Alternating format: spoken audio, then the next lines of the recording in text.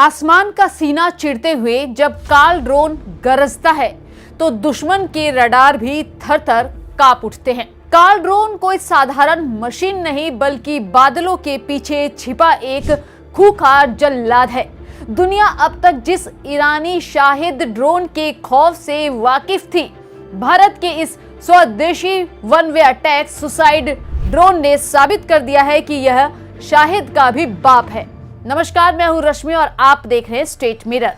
अपने इस रिपोर्ट में हम आपको जिस भारतीय ड्रोन के बारे में बताने वाले हैं, वो जब अपने मिशन पर निकलता है तो दुश्मन के पास संभलने का एक मौका तक नहीं मिलता। काल नेमी की तरह ये ड्रोन चुपचाप दुश्मन के इलाके में दाखिल होगा और सही मौका मिलते ही मौत बनकर टूटता है। 1000 किलोमीटर रेंज वाला भारत का स्वदेशी काल ड्रोन आसमान का नया और खुकार शिकारी है। काल ड्रोन की खासियत ऑपरेशनल रेंज 1000 किलोमीटर तक दुश्मन के इलाके में गहरी पेच बनाने में सक्षम है। यह ड्रोन 160 किलोमीटर घंटा क्रूज गति और 200 किलोमीटर घंटा की अधिकतम गति, पेलोड क्षमता है 50 किलोग्राम, हाई HE वॉरहेड के साथ 7 से 8 घंटे की लगातार उड़ान भर सकता है और समुद्र तल से 5000 मीटर यानी कि 16,400 फीट की ऊंचाई तक संचालन भी कर सकता है।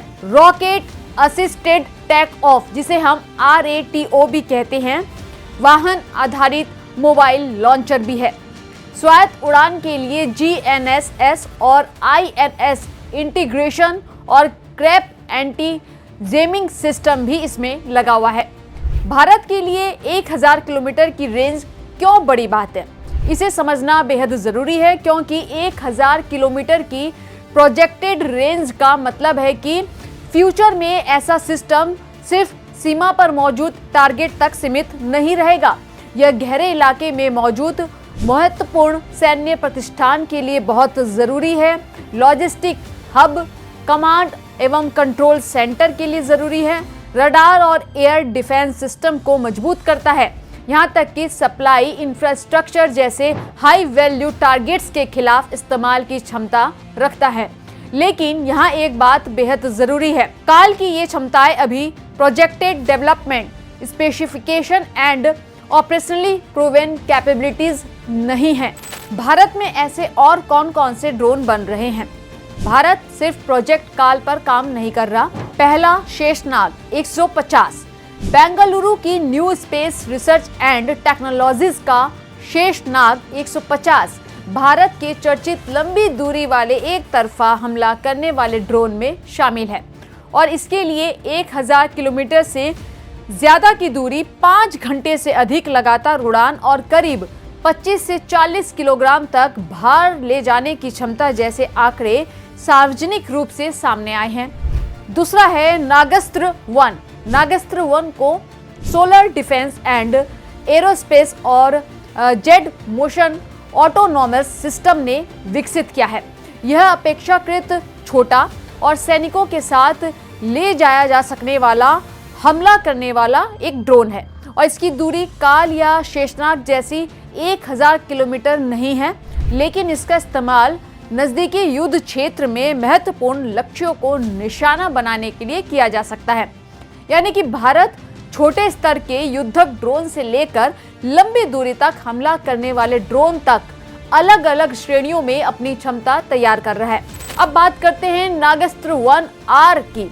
नागास्त्र 1 का उन्नत रूप नागास्त्र 1R भी सामने आ चुका है और इसमें रात के समय काम करने की जो क्षमता है और गर्मी पहचानने वाली प्रणाली जैसी सुविधाएं जोड़ी गई हैं।